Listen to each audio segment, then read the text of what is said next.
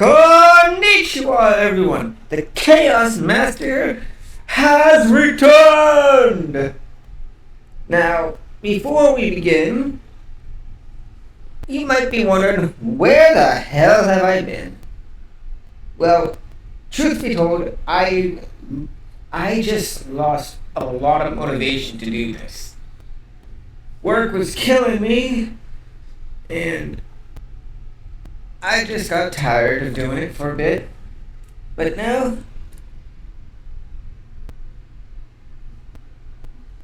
I'm ready to return. Sorry about that. Thought I heard something, had to check on it. Now, some of you might be able to tell that there's a bit of an echo where I am now. That's because I am no longer recording in my parents' basement. That's right. Yours truly has finally done it. I am now living on my own. I got my own place. Finally have what I can call an office where I can record this. And, well, I don't have to worry about hearing background noises. Well, except for my fan, but that's barely anything. Alright. Now, yes, the thumbnail is but until I figure out how to record me actual playing the games or anything, it's the best I can do. Trust me. If I could record gameplay and have it play in the background, I would do it in a heartbeat. And maybe eventually I'd be able to play games for you guys to enjoy. Maybe Risk of Rain 2 or something like that. I don't know. But in a framework. If I made the thumbnail correctly, this is a support course story about Izuku Midoriya. Sorry, I probably could have said that better. Believe it or not, this is like the 5th or 6th time I have attempted to record one of these. I got 2 stories planned on reading, but this is support by Fab Futa 1234. You can find their link in the description below, as well as a link to their profile. As well, I will make sure to and yes, before you keyboard warriors think I'm reading this without permission, joke's on you, I did get permission. Alright, enough of this. Let's get right into the story. Support by Fab Futa 1234. Izuku Midoriya has no quirk, but with a brilliant mind like his, he doesn't really need one. Follow him as he reaches for a crazy dream of becoming the #1 support hero. Chapter 1: Dreams of Grandeur. Kamui Woods growled under his breath as Mount Lady, Musutafa's newest hero, got all the credit for his takedown of a giant-sized person actually.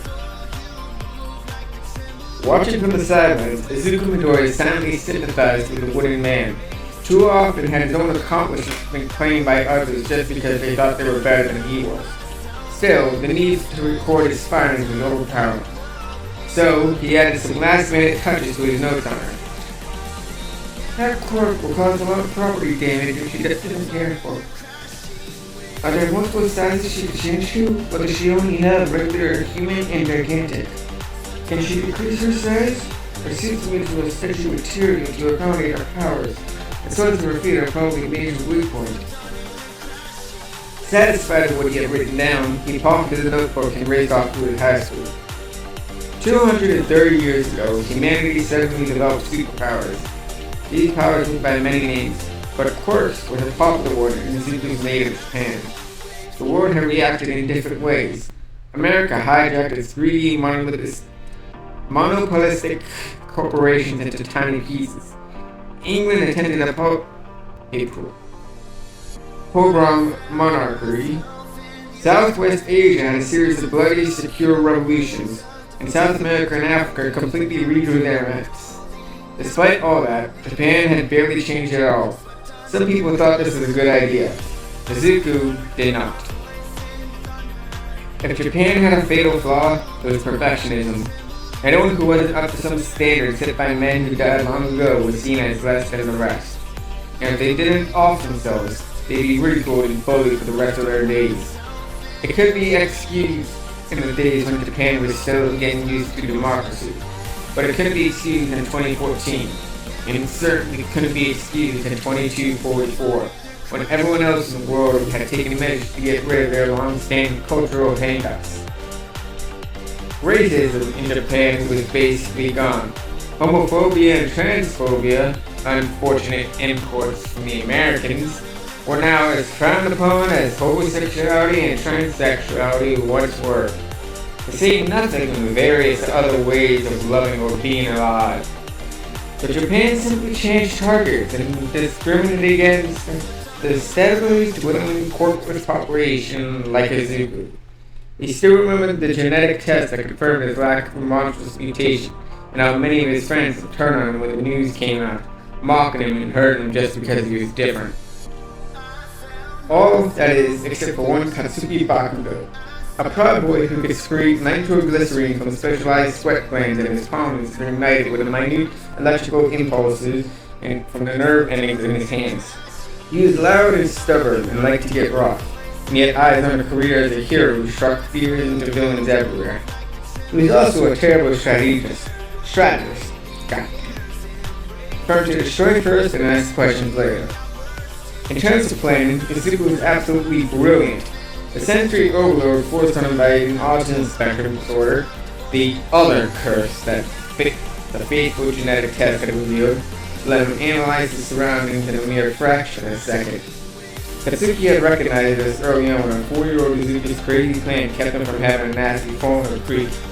Since then, the two boys had made a promise. Katsuki would protect his peace, and Izuku would help him plan his attacks. Izuku was fine with staying on the sidelines. He wasn't very good with butt shipping. His beloved mother Inko was much the same. Since you're entering your final year at Aldera, Izuku's homeroom teacher said to his class on the first day of 12th grade, it's time to start thinking seriously about your future. He cracked a wry grin. Who am I kidding? You're all planning to be heroes! The class agreed loudly. Aldera was a major feeder from the many heroism-focused colleges of Kanagawa Prefecture. By graduating from one of these colleges, people would be allowed to use their quirks in public. And if they graduated from the heroics program, they'd also be allowed to save people from those who dared to use their quirks to hurt others. Settle down, the teacher barked. You know quirk usage isn't allowed during school hours. He smiled.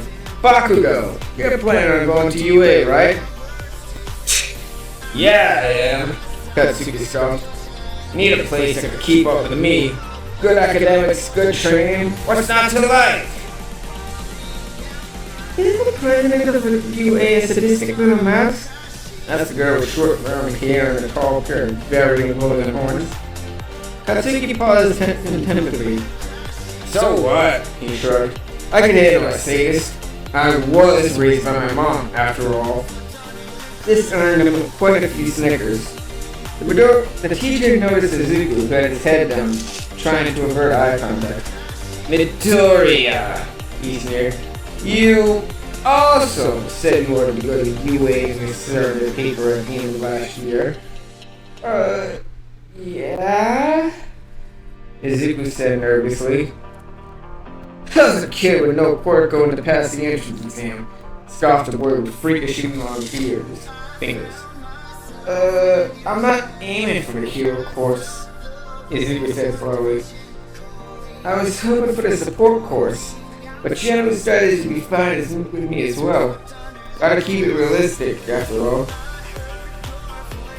Smart choice, spoke a girl with dark brown hair and glasses and a mild telekinesis quirk from the Sidoninkos. The support course only requires the written exam and something you've created that could help someone, and the criteria for the latter are quite loose. Great. Knowing Midoriyoki is going to be one of those shitty notebooks. Scoffed the boy feeling like his cheeks like a frog. Izuku shrank in his seat as his teacher and many of his classmates began laughing. Those notebooks can land all of Japan in anarchy if Deku wanted to go on the villain route. Katsuki snapped loudly. Who's to say it doesn't have dirt on you? But class scoped and looked away. Thought so. Can we actually learn some shit now? You don't have to keep standing up for me, Izuku said that afternoon as they walked home. I do it till you learn how to do it yourself, nerd, Katsuki retorted. I know you don't like facing stuff head on, but you need to get better at that if you're going to survive this crazy ass world we live in. I know, it's just... Kacchan, why do you want to be a hero? Yes, suddenly, changing the subject. Easy. Scare villains, keep them from hurting people. You? I want to make the world safe for people like me. Deku, fewer people are quirkless every year. I mean in general. It's always going to be some kid who's got some handicap. I want to change things so people who normally be left behind aren't. Find some other way to be plus social. And make people realize that it's okay to have that other way at all. Katsuki smirked. Well, damn, son. You got the hero stuff done alright. Too bad I'm faster. He ran off, cackled like a madman. Izuku laughed and began chasing after him when the manhole cover began jostling. He froze in fear. Deku, come on! Your mom's gonna freak out if you're late, Katsuki called. The world went green and slimy. Izuku did not like the feeling of slime everywhere. Oh god, it itches! Shit! Katsuki swore when he finally turned around. Man, if only I had my license! Stay there, Deku! I'm gonna find an adult! Izuku faintly recognized his friend running off.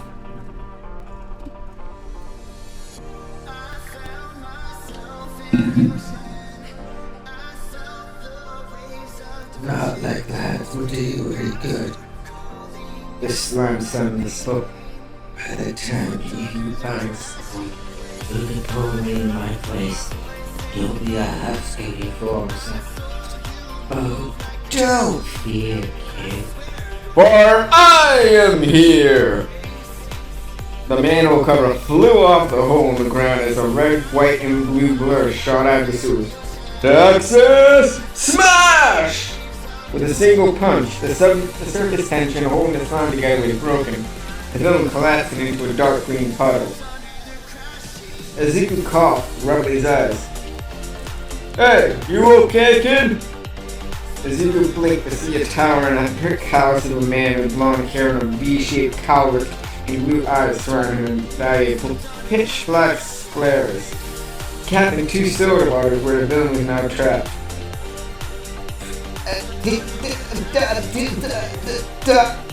All night? He managed to get up. Yes, that's my name. The smile on Izuku's face couldn't get any bigger. All Might, I'm your biggest fan. I have so many questions and... The villain in the bottle gurgled impatiently. Right.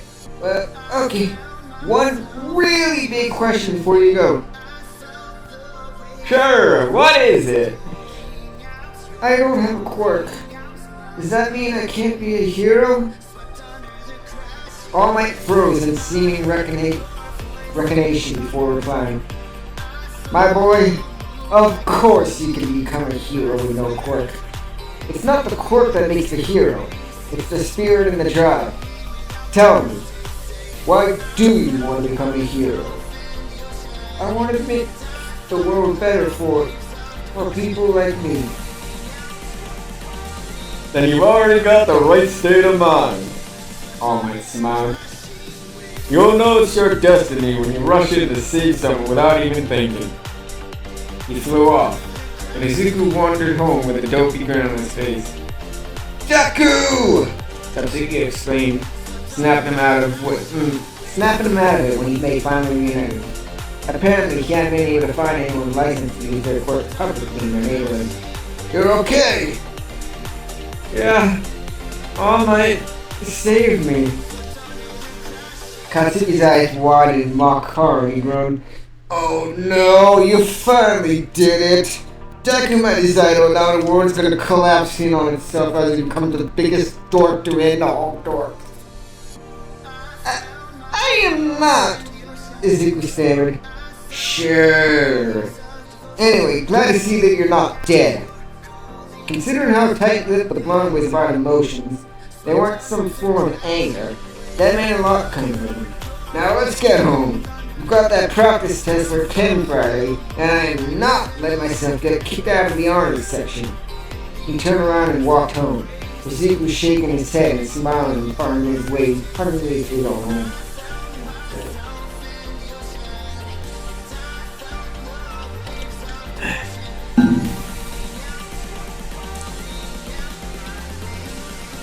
2 weeks later, on a Saturday, Izuku decided to take a walk. He got a perfect score on a chemistry test, of course, and it was getting stifling in his room. He needed a change of scenery. He had no planned route in mind, so he ended up at Dagobah Beach, where it was just covered in garbage. Old trash dumped on him from the Pacific Ocean before the port revelation resulted in his total payment. A newer refused from people too lazy to put them in the proper receptacles. It disgusted him that people still littered. Didn't they know better than to upset the already damaged biosphere any more than it was? I know, kid. It hurts me too to see such disrespect of our planet. Izuku blushed. He had been muttering to himself out loud again. He turned to see a skeleton? The only other person there was a wisp of a man, his long blonde hair ratty, his body thin and gaunt. Yeah, I heard this place was beautiful once. It was. I've seen the pictures. Shame what happened to it though. People just don't care. He sighed and turned his head, just briefly. Izuku's jaw dropped when he saw the man's left eye. All Might? The man looked nervous. I'm not All Might. What makes you think I'm All Might?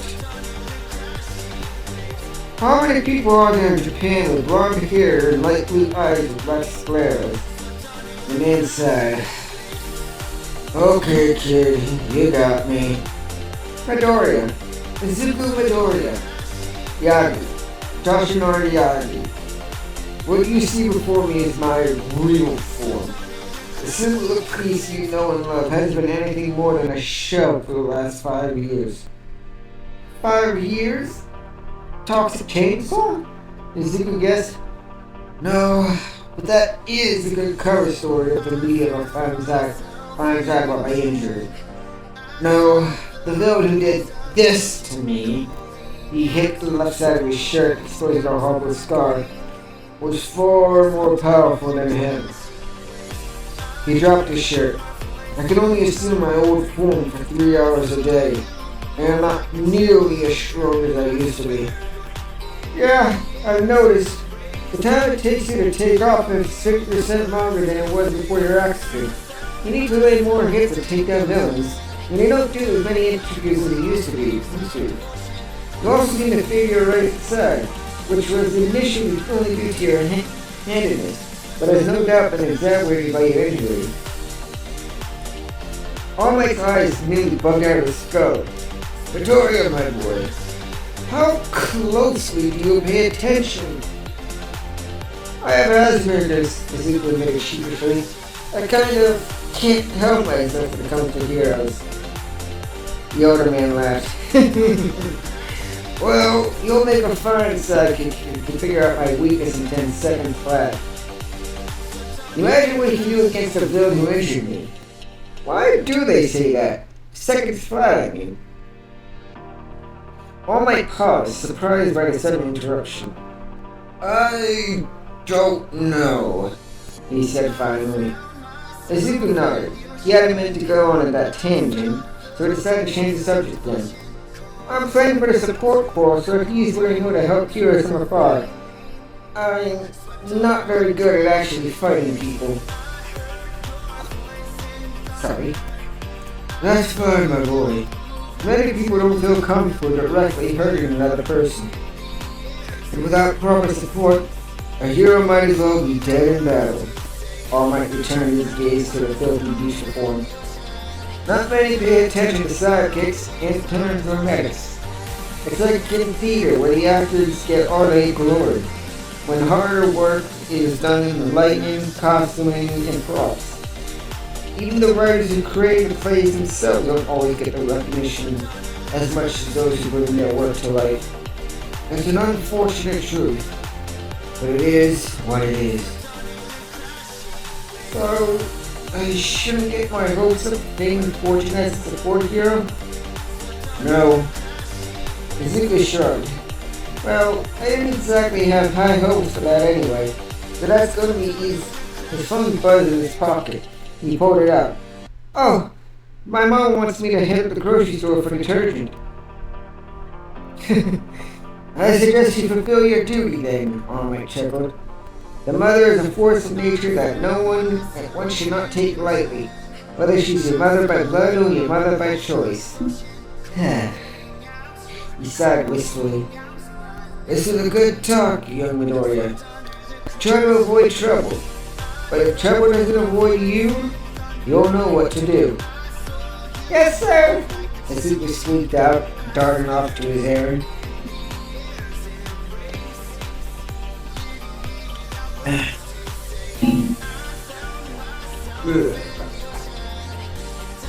It would have been a lovely walk to the convenience store too, if the Saiyan hadn't broken out of prison.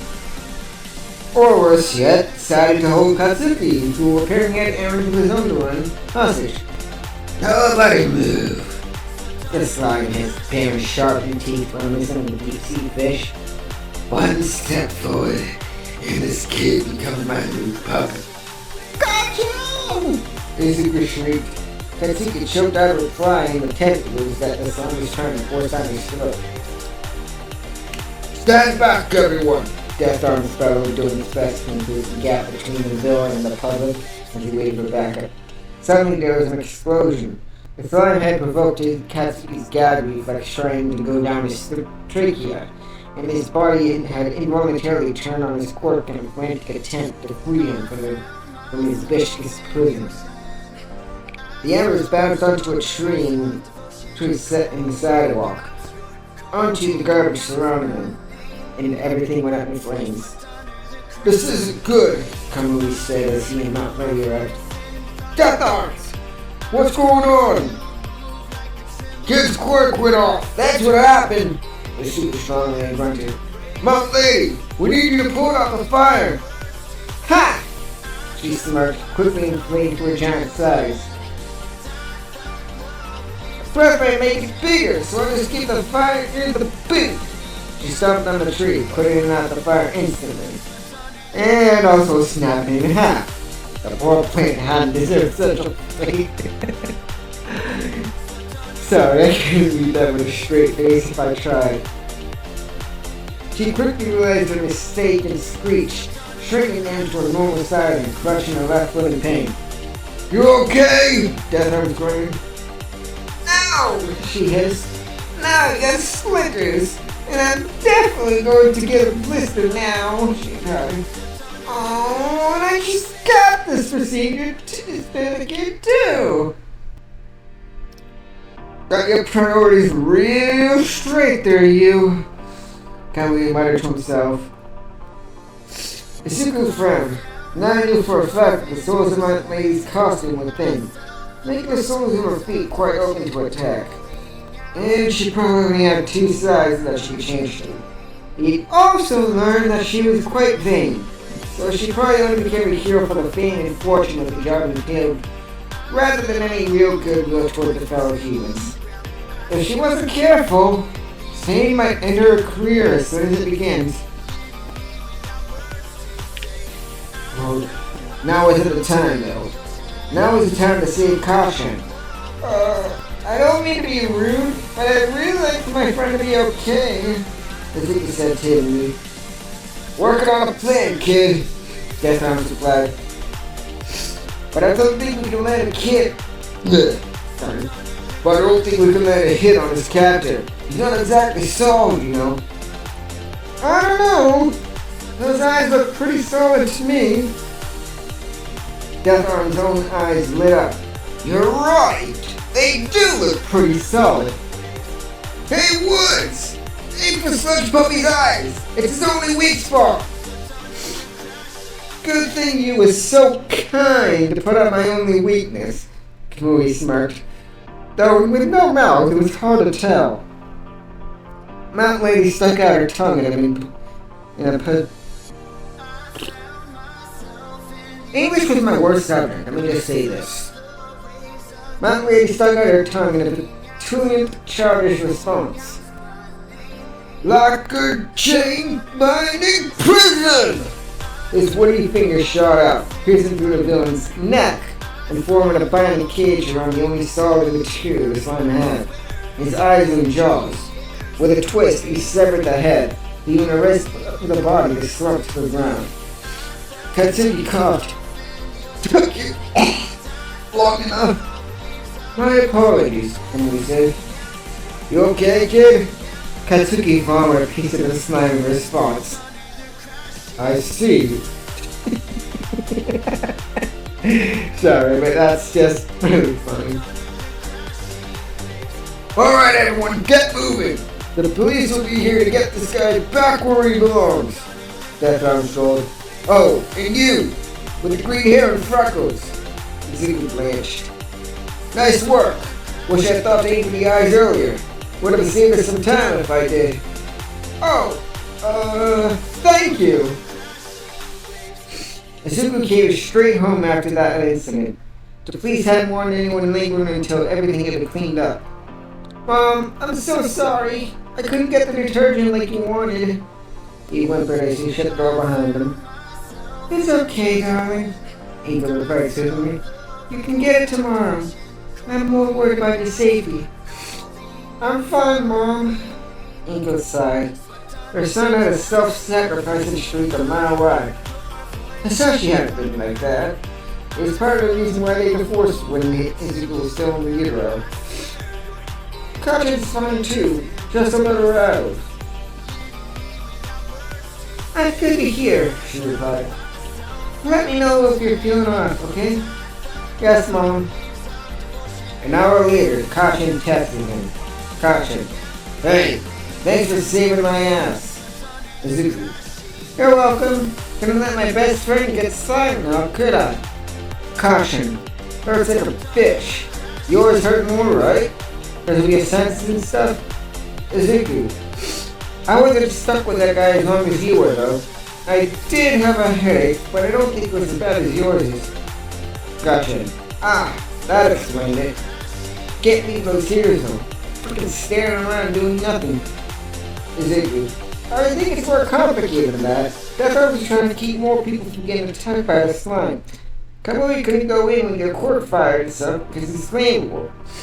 Mountain Lady's Quirk isn't very practical in reality. Although she could have done something while in civilian form. Caution. Yeah, that makes sense. Mountain Lady's a bitch. I think the only thing that makes people like her is that she's a living giant fetish. And she knows it too. Izuku. Nah. Male heroes who do creepy stuff? Unacceptable. Female heroes who do creepy stuff? Sexy. Like Midnight and Pixie Bob have been accused of being pedophiles at least 5 times. Each in the main argument on their side are always, they're cute, let them get away with it. It's fun. Caution. Are they though? Izuku. Well, no. Testimonies from humans they've worked with have determined that the people who make those accusations are always on conservative parents who don't like their risque outfits. Midnight first learned about her to see if she can quirk her opponent. She can't put someone to sleep who's not sexually attracted to a cisgender woman. Pixie Ball just doesn't want to accept that she's getting older. Meanwhile, Argent tries to use a cheesy pickle line on his wife and send Nutjob accusing him of sexually harassing multiple women and take 8 years to clear his name.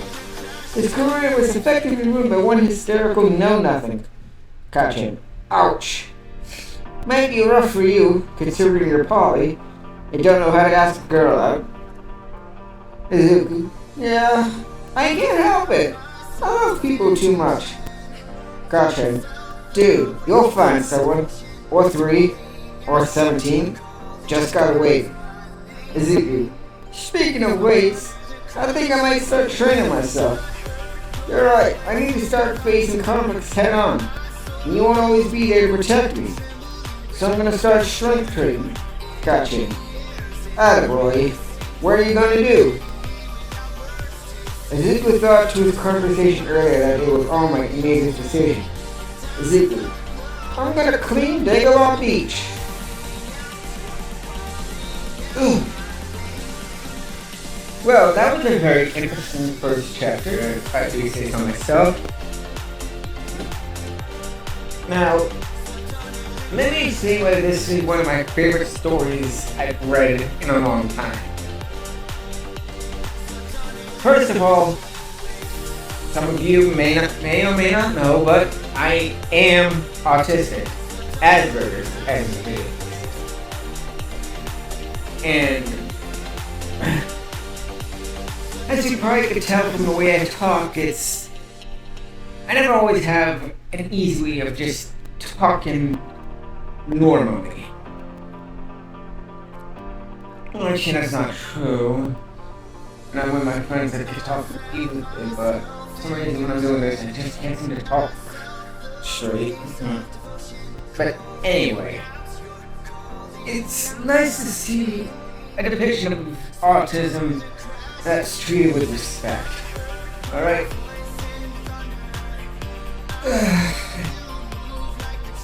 It was kind of rough.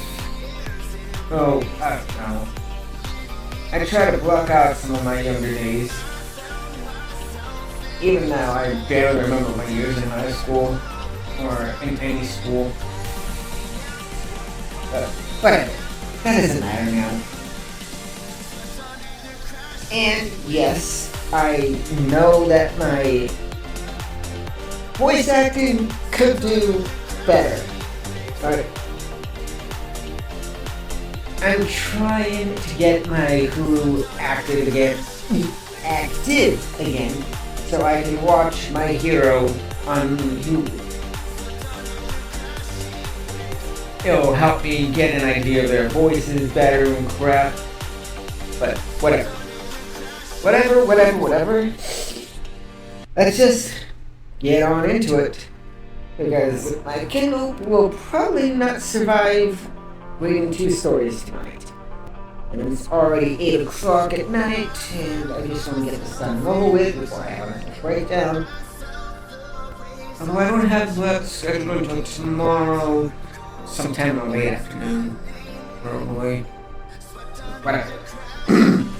Chapter 2. A New Day. Izuku sighed as he looked at the beach. School ended, homework was completed, and now he's going to start training. I've got just under 10 months until UA's entrance exam. Can I clean the beach in time? And how am I going to get all this trash done? Why, I have my truck, my boy. Well, I have a truck, my boy. Izuku rode on to see All Might in his true form, standing in front of a massive pickup truck. We'll load it up and I'll drive it off. All Might! That's right, young Midoriya. I am here, helping my successor to reach for the stars. Successor?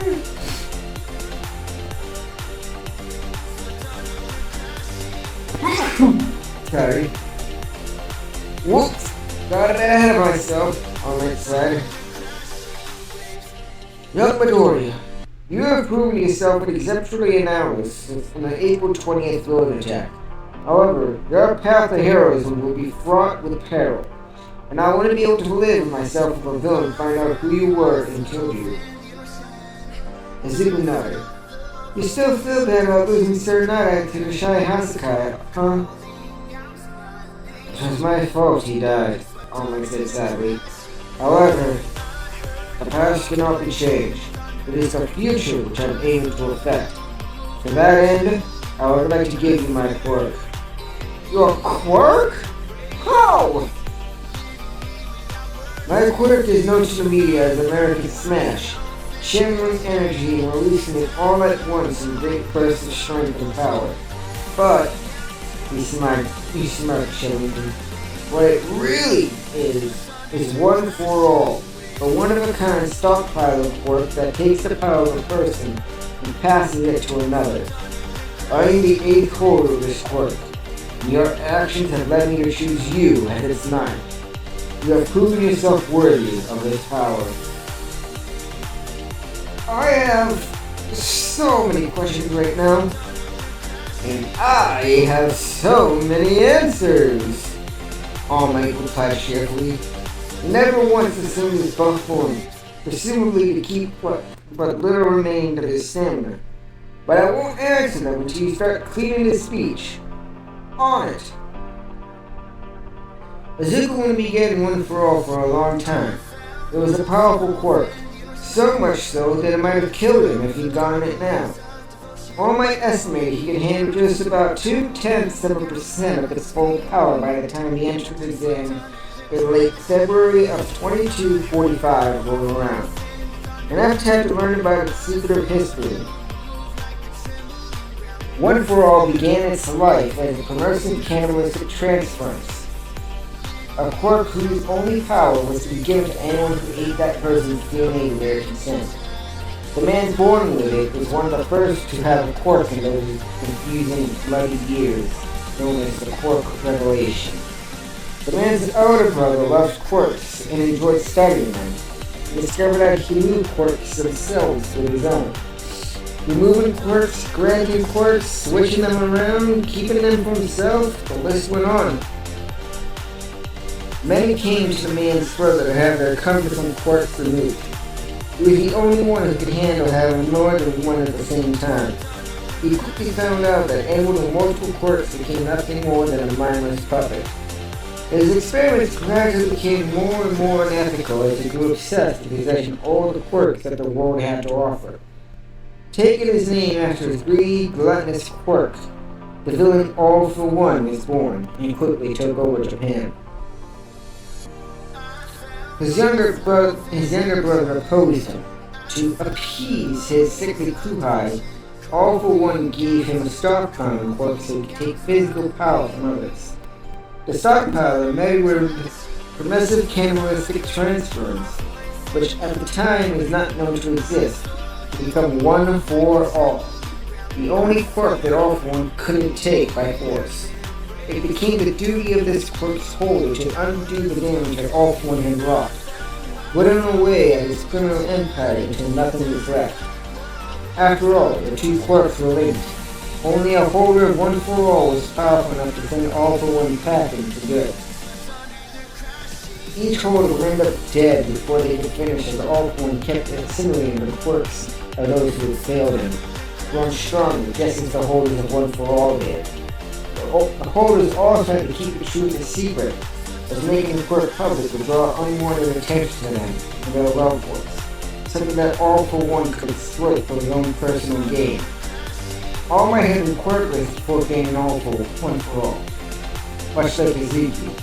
Apparently, this had helped him deal with the sheer raw power of the quirk better than his predecessors had at his age.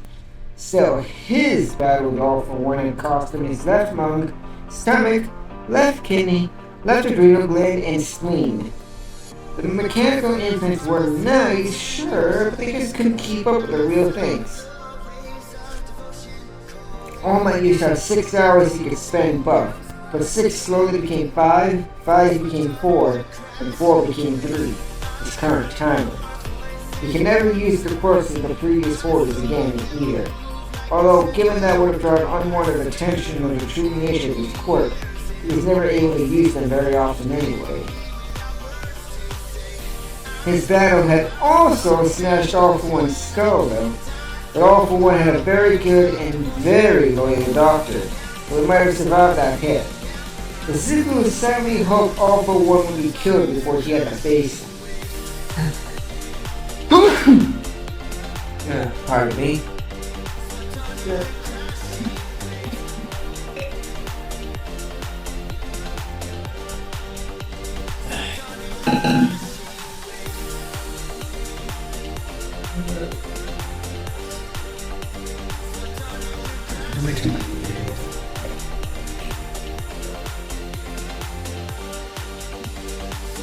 February 15th, 2245 came faster than Izuku had expected. Anthropogenic climate change meant that Japan had ended up with nice spring-like weather during late winter that lasted until June, which got hotter. The sky was still gray though, and the nights were still windy. Early that morning, Izuku met All Might in his buff form at Dagobah Beach, which looked much prettier than it had when he started the cleanup. Gray skies notwithstanding. Young Midoriya, it is time. He plucked a single hair out of his trademark bangs and handed it to him. Eat this, and you will gain my power. Izuku sighed. You sure we couldn't have gum dandruff? Would you like to get sick from the residue of the shampoo I used? Right. Izuku rolled the hair into a little ball and swallowed it. Once he was down, he coughed violently. I'm gonna be gagging for days. It's like that with all of us. Nana made me eat a bag of her toenail clippings. All Might shuddered into his true form as he ignored his predecessor. An entire bag! So, when will I get it? Digesting the hair will take some time, so I'd say by the time your exam ends at the earliest. So hurry up! You don't want to be late, do you? Oh boy.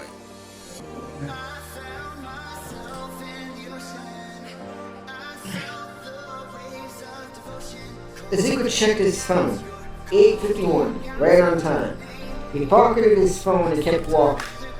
Here it was, UA. He was going to college.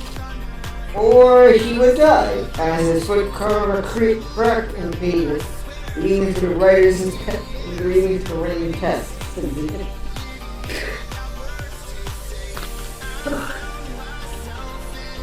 Or he would die, as his foot caught on a crack from the pavement leading to his written and test examination. He nearly fell flat on his face.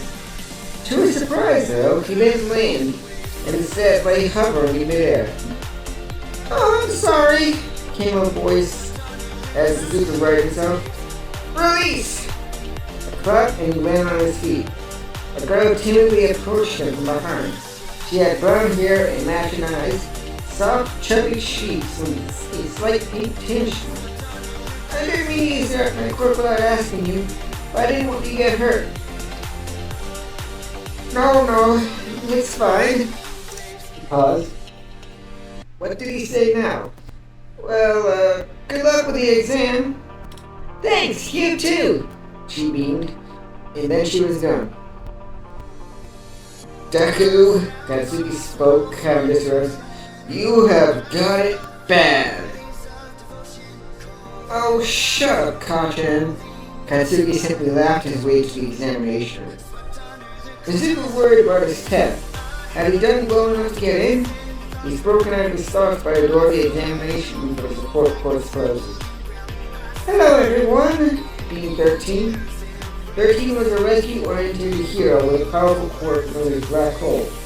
She removes anything she sucked into her suit to dust. Welcome to the support course entrance exam. Here you'll be putting your strategizing and understanding the surroundings to the test. You will have exactly 10 minutes to design something you think a rescue hero could use. The more detailed your creation is, the more use the hero can make of it. She handed everyone a blank piece of paper. Write your names, please, she waited. Is everyone done? When she got the all clear, she walked over to the desk in front of the room and started the timer. Begin! Izuku already knew what he was going to make. That particular classmate of his was right on the money. 13. Hiroki and Anakoro. Quirk, Black Hole. Can summon microscopic black holes approximately 20 grams in mass from her fingertips. Black holes effectively break down any material they come in contact with into individual atoms, whereas the protective suit to mitigate damage from exotic particles created from the disintegration process. Not only to her own quirk, nearly tore off the skin of her arm Nearly tore off the skin on her arms when it first manifested. Quirk type is emitter. Activation method is voluntary. Weakness. Best bet of fighting 13 is turning his own quirk against her. Damage her suit will allow exotic particles to leak in, tearing apart her DNA and increasing her risk of developing cancer.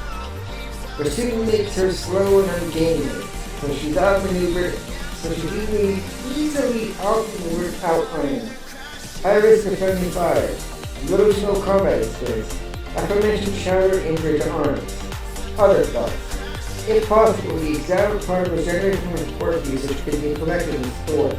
Potential applications of second/third generation that are currently unknown. I've never seen her eat. Does she have to take off the suit, or does her quirk let her feed off a popular niche? The 10 energy generated by quirk usage? And if so, how much damage does it do to the suit? Is there a limit to how much mass she can disintegrate using her quirk? Is the body shut down if she uses it for too long? Or if she waited long enough, could she disintegrate the entire climate if she wanted to?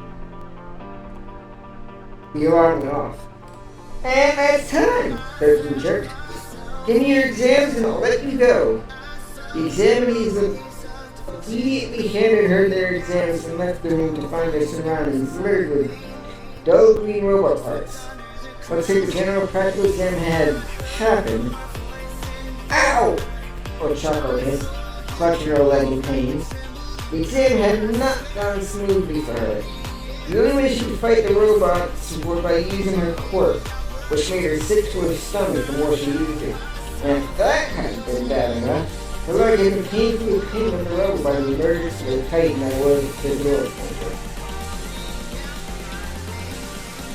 I suppose it's good that I find you then, spoke her savior. Yui Kodai was her name. A stoic girl with ocean blue eyes and black hair cut similar to her chocolate. The quirk let her change their size of non-living objects that she touched, either making them bigger or smaller, and surprising Machako, changing their masses accordingly. Yui had been kind enough to reduce the rubber to mere pebbles, though it didn't change Machako's broken ankle. Yeah, guess so, Machako winced. Think you can get me to recover to go before my parents show up and freak out? Was all she got in reply. Machako turned her head away. That green-haired boy I met this morning was more expressive than this Kodai girl. I wonder what became of him. 13's jaw dropped when she got to Izuku's exam. Betsu? You might want to take a look at this one. The president of UA, a white-furred creature resembling a cross between a bear, a nutria, and a cat, inspected it himself. His black, beady eyes practically lit up with joy. Very interesting. 13. Very interesting, 13. You make some very good points about your weaknesses. Yeah, too good. How do you know about my arms? Didn't you mention in that one documentary like a billion years ago, President Mike asked? I did, but it didn't sell very well.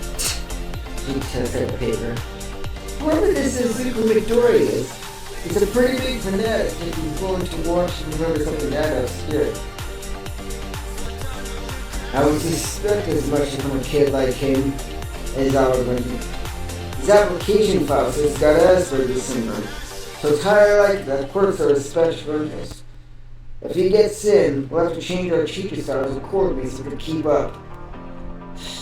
Besides, I can't even remember the last time we had an applicant on the spectrum. Well, it's not just one this year. Nezu said calmly sipping his tea. Hatsume's daughter is also declined, and I know for a fact that she's also on the spectrum. Nothing we can't handle, of course. What do you say, 13? It's your decision, after all. 13 sighed. It's kind of scary how easily you figure out how to subdue me. But that's what a support hero does. They figure out your weaknesses before the villains do, and teach you how to compensate. And he does raise some interesting questions about the after effects of my quirk. I usually don't even consider strange quirks as anything other than dangerous or hell. She lifted her head up higher. And this year, we don't have very many good applicants for the support course at all. Besides Midoriya, there only have 4 other concepts that bring anything new to the table. Plus, he did have the highest score in the maiden exam. Anyway, the last perfect score we had was a 2238. It'd be such a shame to let go of such a brilliant mind. In that case, we'll accept his application on the spot. Laughter came from the other side of the room, and everyone present turned to see All Might in his true form, bent over, cackling like a madman. You okay, President? You okay, man? President Mike asked, worried. All Might grinned and quickly turned into his buff form. You have no idea what you're getting yourselves into. Everyone in the room paled. Toshinori, Azella said calmly.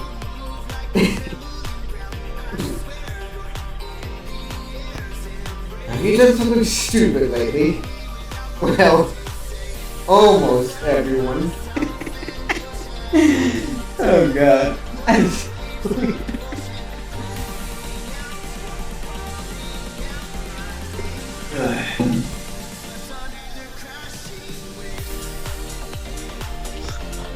Sorry about that.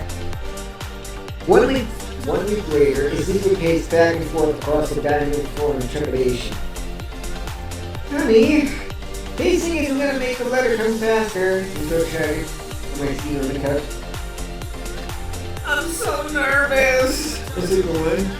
I've been waiting for that letter all week and it's eating me up inside. Will I become a hero? Or might I even have to go to a normal college? More than that, his new quirk hadn't come on yet. Perhaps his body was still adjusting to it. Well, we've already applied to the University of Tokyo just in case UA didn't work out. Thunk. Oh, the man is here.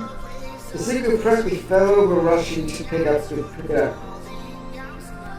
Be careful, darling. Izuku riffled through the assorted letters of conjunction until finally found one of the letters UA in big bold red. He rushed over to the couch and opened it, finding nothing but a small disc that she set on the table in front of the TV. Disc suddenly glowed blue and an image of 13 appeared. Hello there, Izuku Midoriya. We've met before, so let's get to it. You have scored 200 points in a written exam out of 200 possible.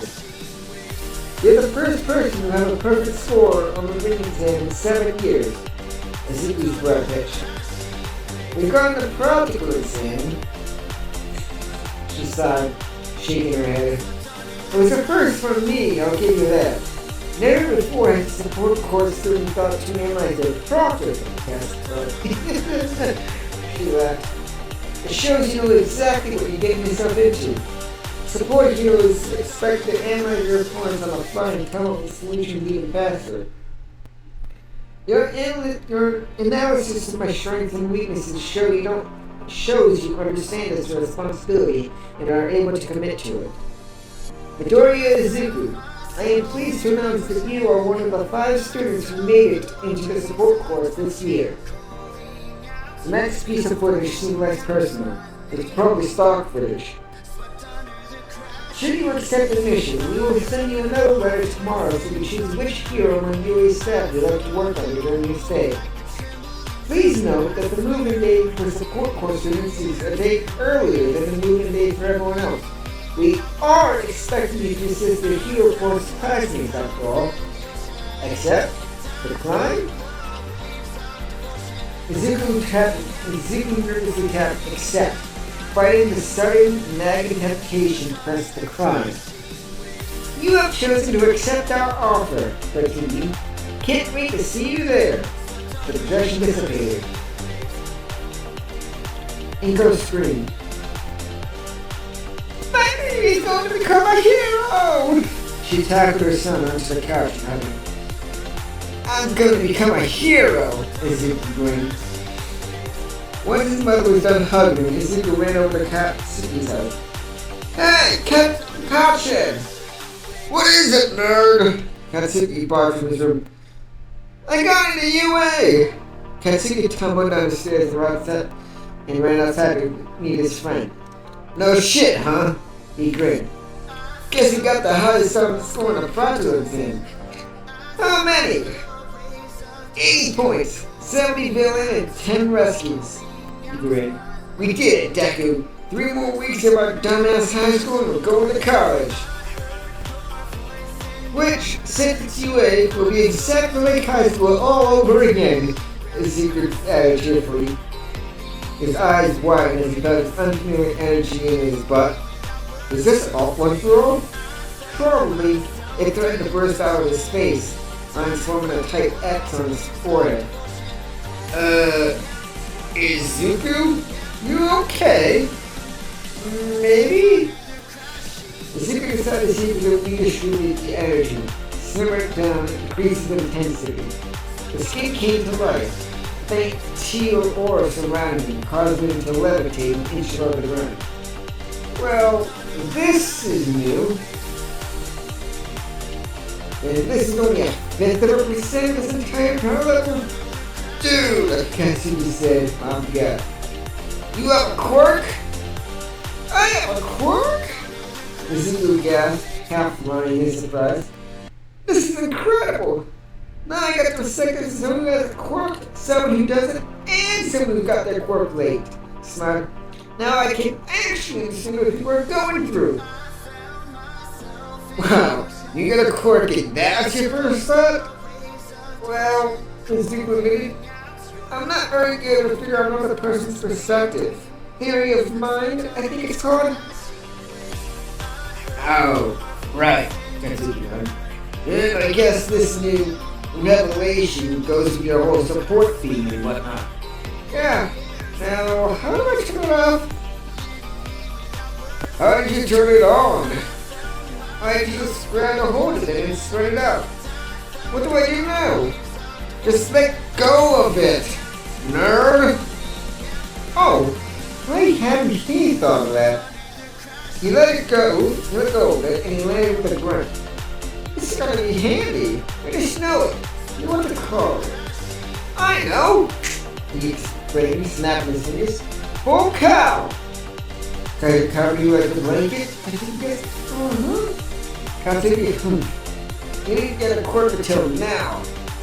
How did it even happen? The Kirby's thought power quirk. Those don't tend to manifest as relatively late in life. It could be just an environmental exposure to something, like a slide building last year. Or I could just be a late bloomer.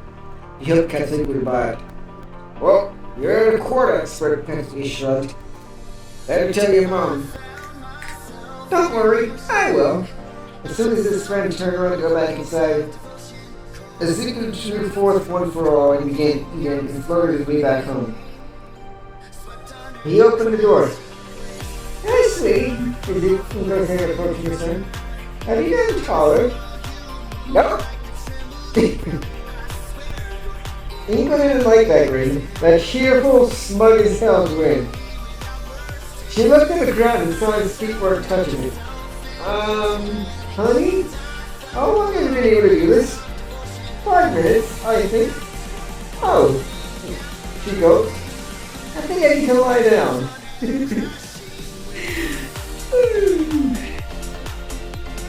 The next day, a fittingly sunny Sunday, Izuku got the second letter. You ready, honey? Nico asked. He sighed. Yeah. He opened the letter, finding another little disc. Once more, 13's visage of throat appeared. Hi again, Midoriya. Thank you for accepting the mission, Chief. Okay, so here's how the support course works. You and 3 other students will be assigned to a particular homeroom in the hero course. In your case, that's 1A. You will take art, history, and language classes with 1A. You'll notice that support course students tend to be far ahead of the curve in terms of math and science, so you won't have to take those classes. That being said, we do expect you to start new material, and you will be tested on it. That means our heroics classes. Since you're planning to be a support hero, yours will work differently from regular hero course students. rather than directly participating in, say, a hero versus villain battle, you will work with a hero of your choosing, for example. If you choose to work with Lunch Rush, you will spend your heroics classes learning how to cook and how to help them during the lunch period.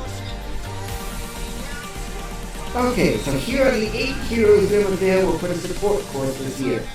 Choose the 3 heroes you would like to work with most and rank them by your personal preference. Pick wisely, because you're going to be working with them for the next 4 years. This also means that you will not be able to accept internship offers you receive after the sports festival this coming May. Once you are done, 8 names flash on the screen. Nezu, 13, Snipe, Hound Dog, Power Loader, Lunch Rush, Midnight, All Night. Izuku's jaw dropped. All Might's teaching at UA? Really? Inko asked.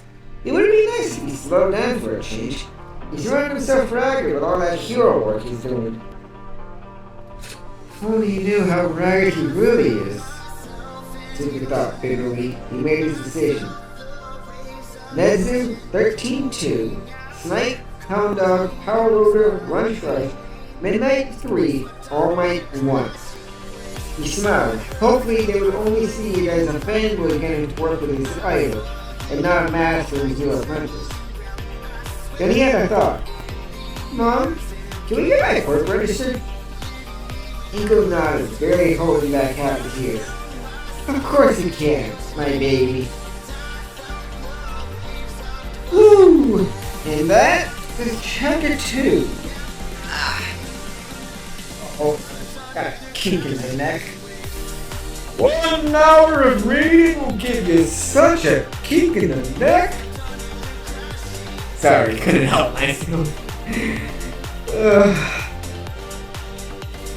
Hey, don't look at me like that. Yes, I know you're raising your eyebrows at me. I've been up since like 3 a.m. Give me a break.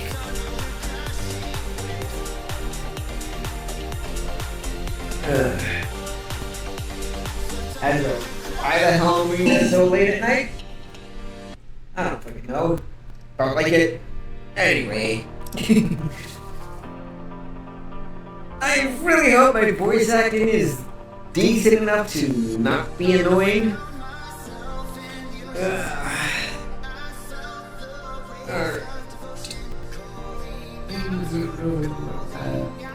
There are 50 chapters.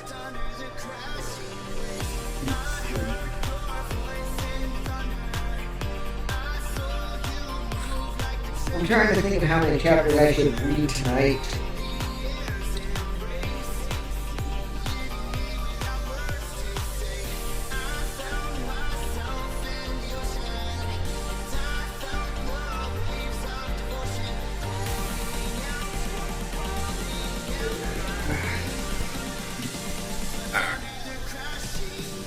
I will try to read at least 5 chapters tonight. Figure I've been gone for a long time, give you guys a little extra. So that means if I make like 10 videos, you'll get all 50 chapters within the next week or so. No promises. I make 0 promises for how long chapters will be. I'm just trying to find a rhythm here, okay? This is how you know it's been way too long since I've done this. I'm rambling.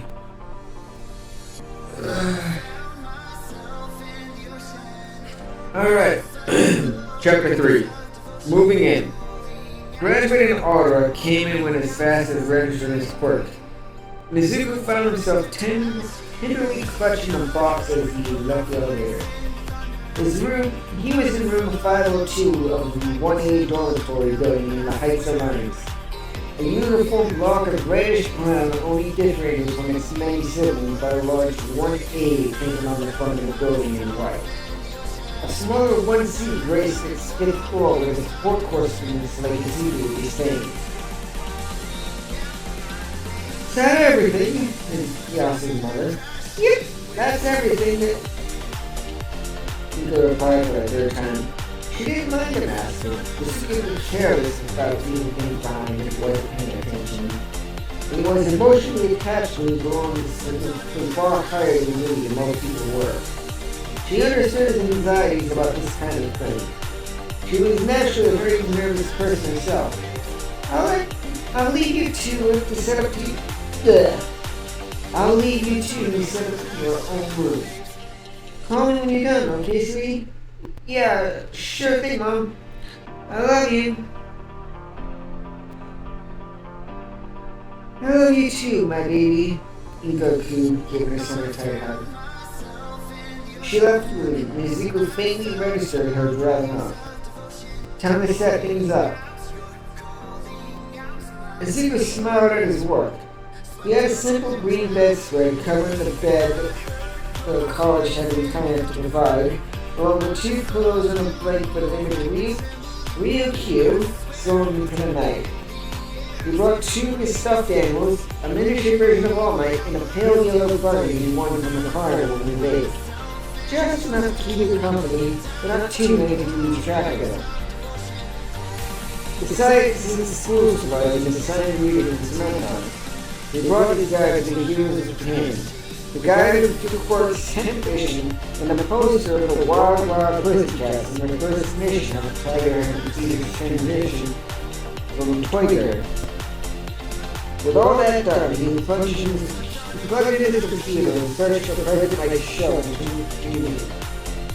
It was a nice comfort, knowing his heroes would be around to care for him. We just finished the latest episode when a knock on the door caught him off guard.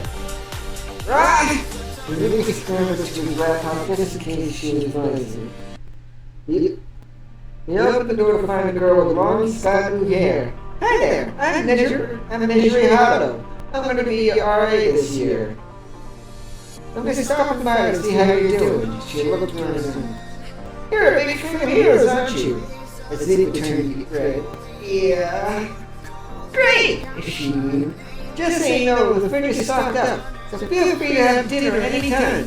But please do so before 8. You'll be able to meet with your other 4 courses at the time, okay? Got it. He uppercuts and closed the door behind her. She seemed nice. It was then that Izuku realized who exactly his RA was. Nejire? Big Korean Nejire? And she said that being a fan of heroes is great? He turned as red as a crimson light. This school's gonna kill me!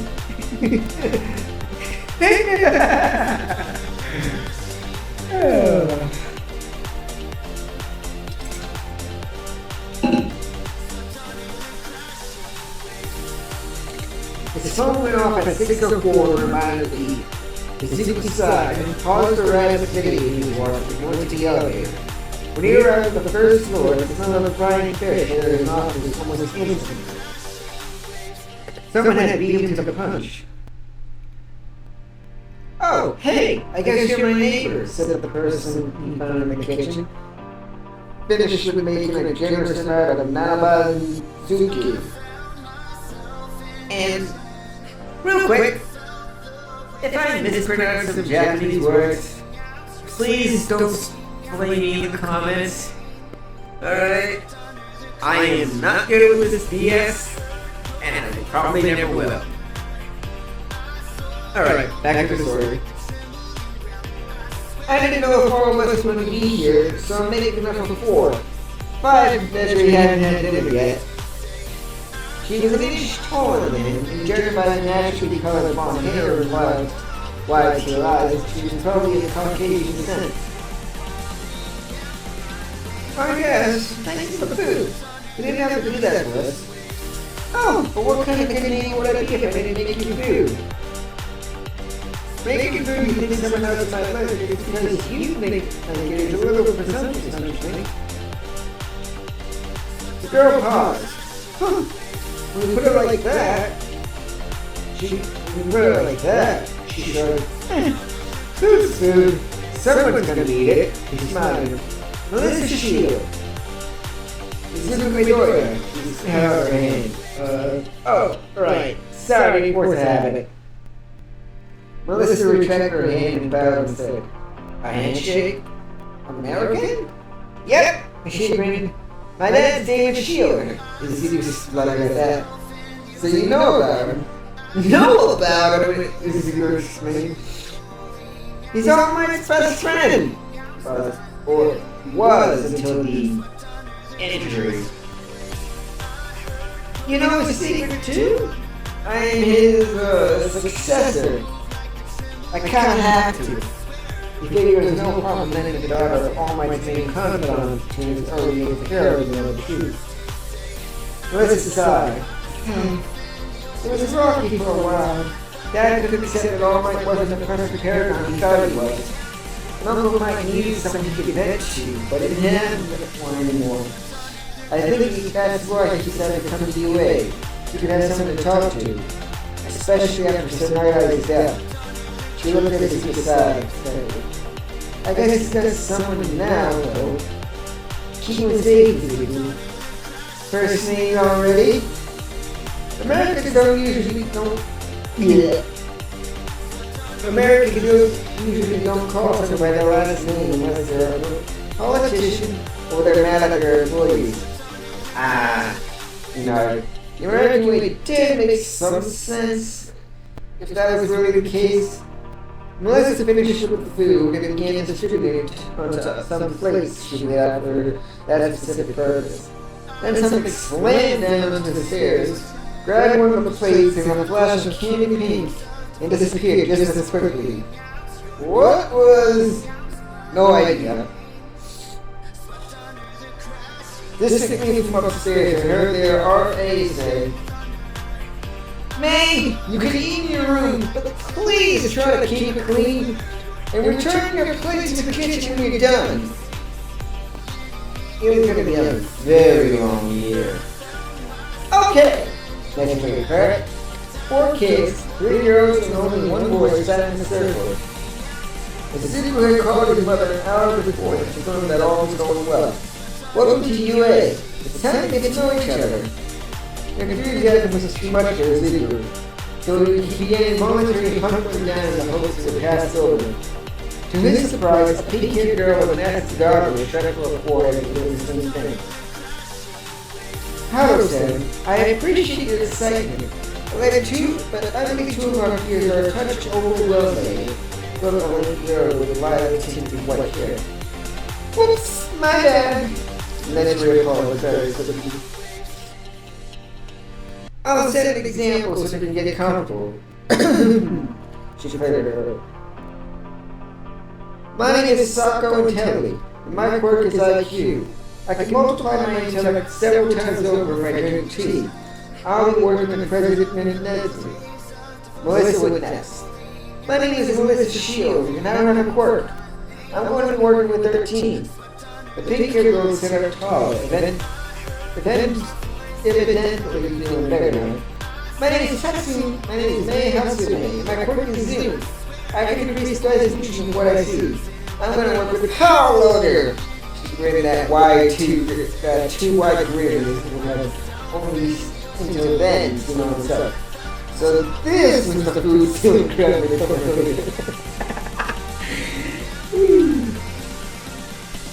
He do this. Izuku breathed in. "My name is Izuku Midoriya, and my quirk is full cow. I can spread energy around myself like a protective blanket. It just manifested a few weeks ago, so I'm not quite sure what it can do. I'm going to work with it as well.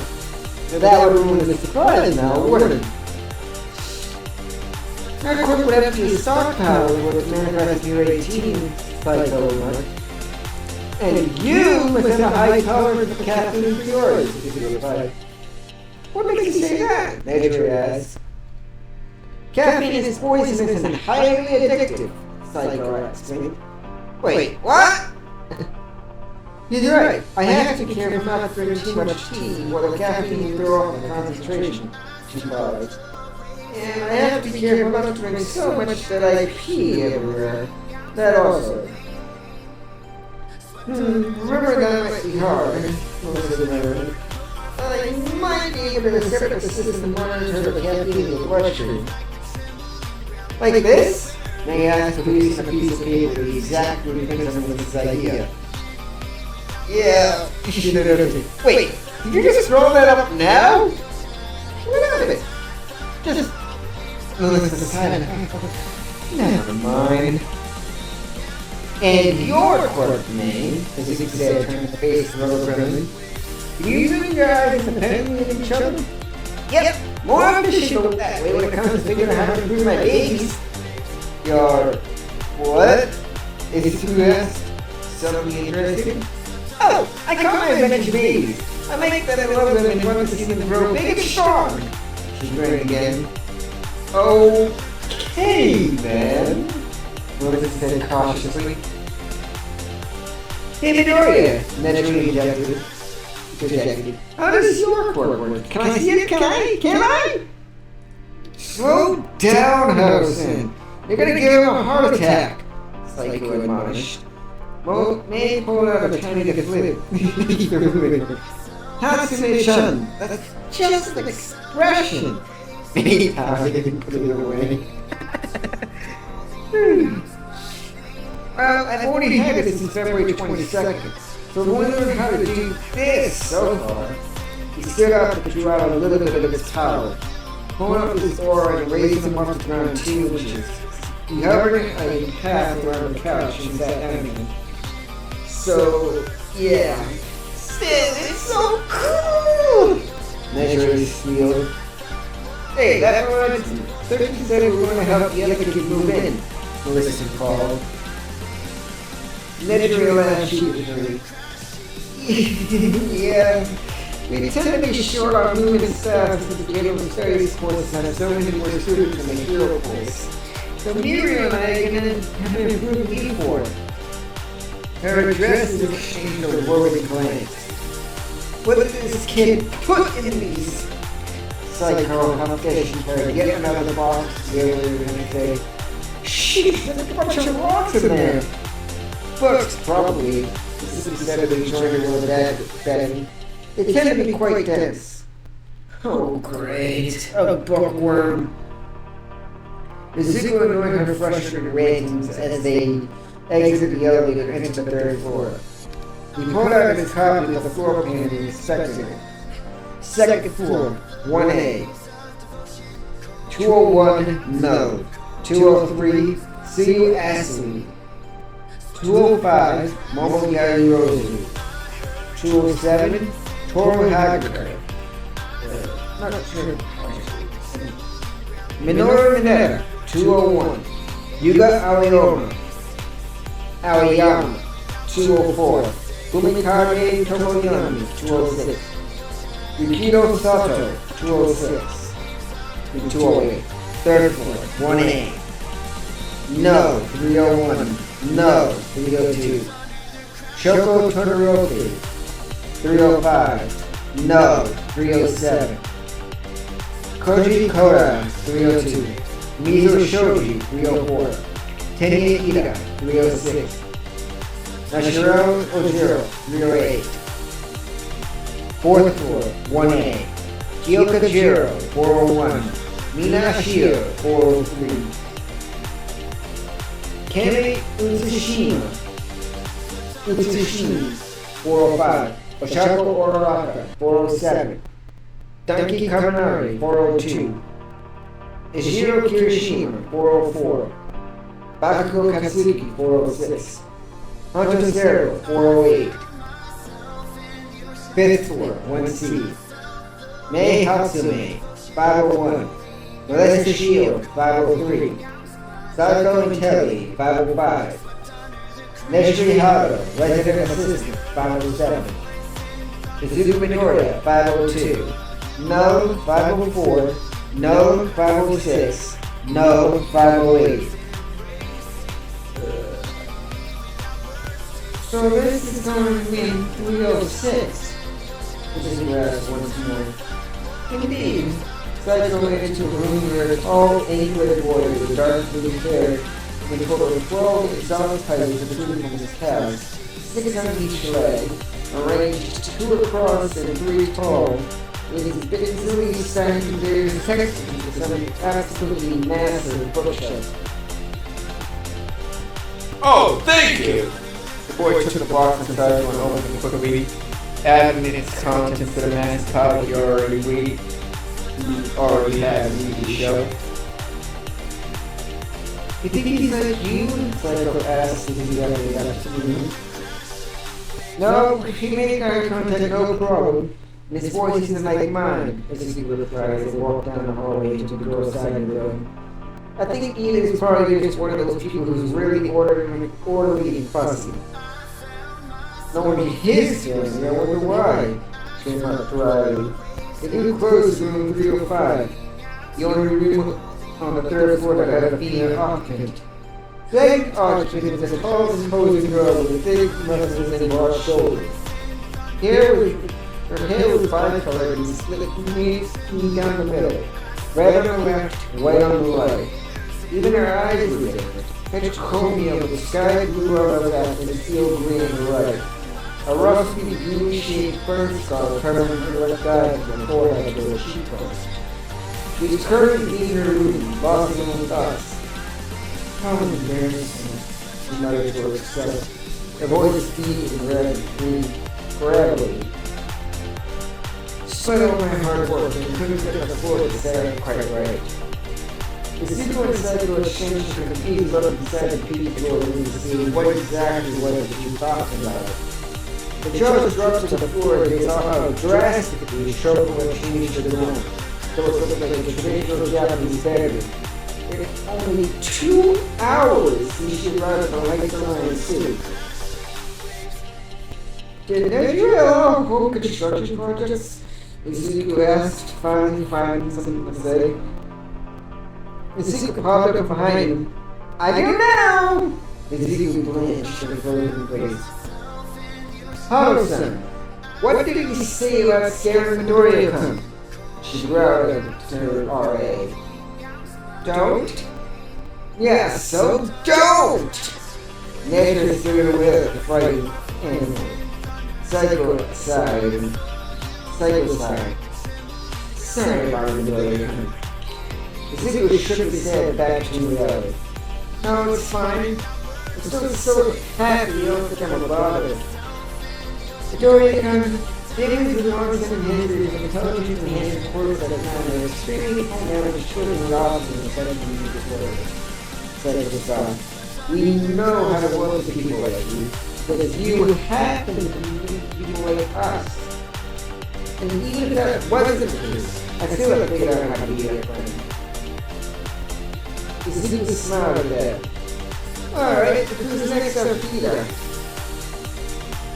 Yagoro's chin, I believe. Hatsune and Shield King are held down the court like him. Buddy!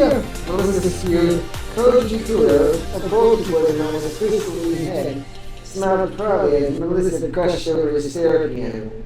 A pure white domestic rabbit. A little help, Meg? Meg. A little help, Mel. Meg grunted as she shrugged her hand and closed his curtain by his side. Or not, the Psycho sighed. I was gonna ask you what they were doing, but that would be a Quirk probably made you aware of the fourth wall.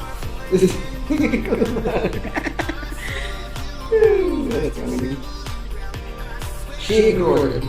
Let's see, room 205, room 205. You can kind of have a handle on things now. Let's have downstairs up down the road train. Which, as I expected, she needed. A king-size mattress blocked the hallway. 3 burly moving guys inside room 205 trying to put together a candy frame, almost as big as her with a cell. This is a group couldn't hear it. There's people like this. There's the only good side of the teeth made out. My apologies.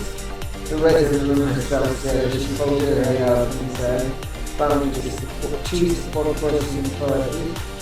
I did not receive a copy of the floor plan, so I did not know how big the rooms were. The information page on the website only said that they were spacious, yet I have closets back home that are far bigger than this room. She was an imposing figure, piercing jet black hair and eyes enhancing her soft front curves. Izuku shook himself out of his sleep once again. No, it's okay. Just be careful getting out of bed. If you need help figuring out how to set it up, I can help. I'm good with spatial arrangements. Good! Gruffed one of the doers. A man with small black scales covering his something on his head. The sheep flying in here. Take it away, kid. Izuku had always prided himself on being able to family back. So he quickly figured out that the best thing to do was push the bed and arm it against the right wall. This would be about 3 feet of room and then to get the university provided door furniture along with the chair and a broad pyramid. An ornate nightstand is pushed against the desk's left side, a bookshelf, a bookcase next to the left, and a dresser on the other side close to the bed. Getting out of the bed meant Momo had to leave from the end of the bed, rather than the side like she could have had she brought a smaller bed than the one she had. She would also have to turn the lights on before she did so, otherwise she'd constantly be stuck on her toes on the wooden bed frame.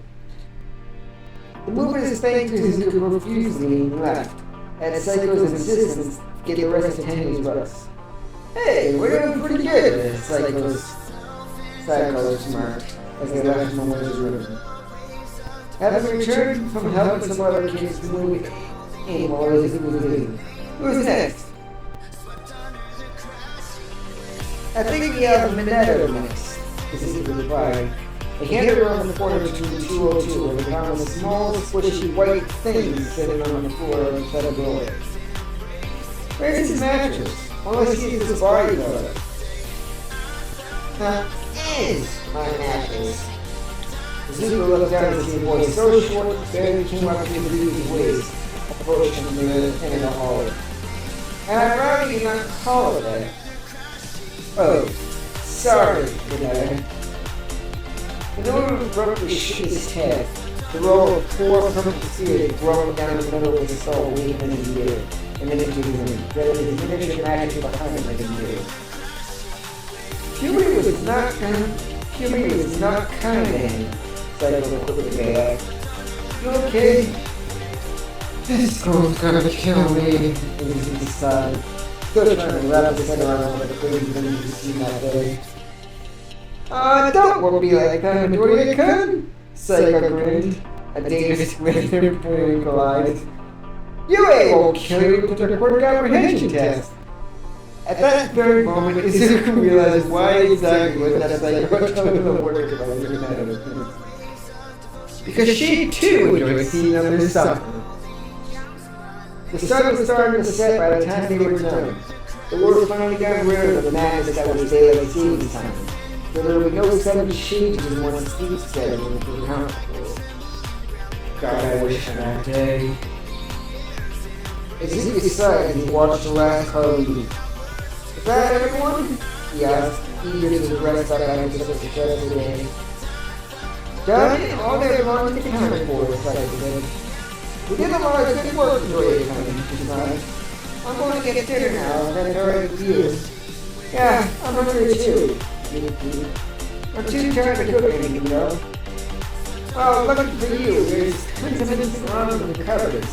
We can boil some water in the microwave and work on it from there. Sound good? Sounds good. They turned around and re-entered the building. However, before Izuku could finish following Psycho to the kitchen, someone cut him off. Hey, do you know what the bathrooms are? I couldn't find them on my floor. Izuku's breath hitched on him as the brown-haired girl at the entrance to him approached him, wearing a black tank top that was giving him various thoughts and ideas. That's because you're on the first floor, Psycho replied. Apparently, putting the toilet in every room is too much even to cement us. What do you need it for? I only use my Quirk to bring my stuff into my room. When that happens, I get really sick. Physically short before that last meeting. Psycho pointed the way and she graciously held it up. Who is that? Izuku asked, physically heard a bothering word again. Rainbows? Kid, you want to use the door to the bathroom? Oh, that's a chocolate order rocker. Unless it's getting me inside of the kitchen. She's practically used to something without us needing help. I like what happened to you within me there instead of playing Cody's emotional support rider. Melissa said bitterly, picking out her she's talking about so at one of the dining tables. I said I was sorry. Melissa supposedly. Sorry doesn't undo the bruise of my hand. Maybe Griffiths with her left hand to keep the red skin and slate preparations for the inside. You know how heavy curtains are when you don't have robotic arms holding up for you? Guys, please! Melissa apologized. You don't have to hold it against her.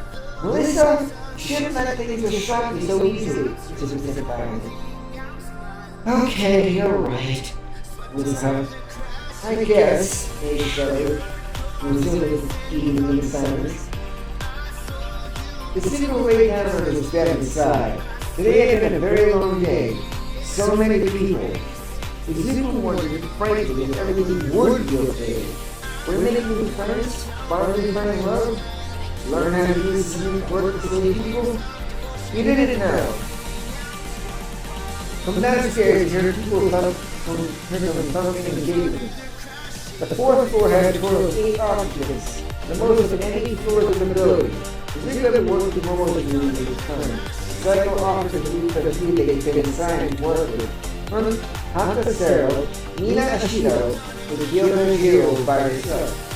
She was gracious enough to show her work after they had noticed something to do, which had an awful lot of setbacks.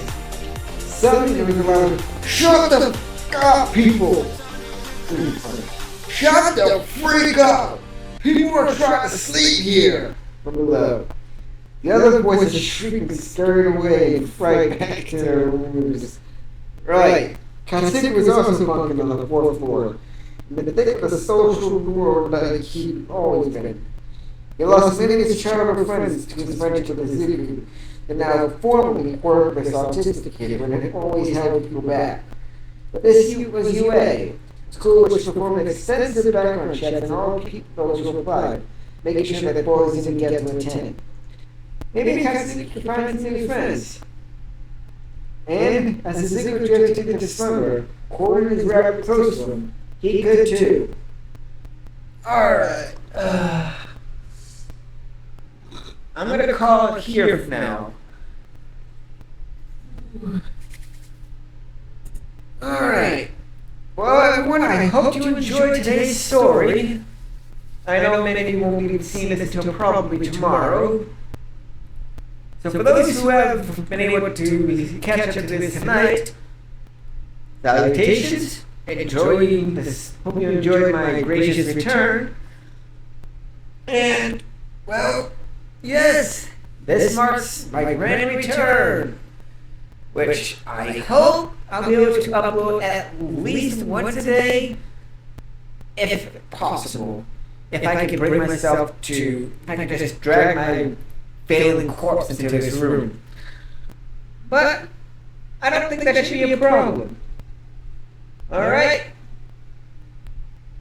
Please give your regards to the author below. Go to the story in the link below. Read this for yourself if you want to. And put in the comments that chaos is high. Or you came here for my video. Or, you know what? Just go read the story yourself. Or stick with me. I don't know. I can't control everyone. What do you think I am? Shinso? Alright, enough screwing around. Good night, everyone. Enjoy the story. And chaos control!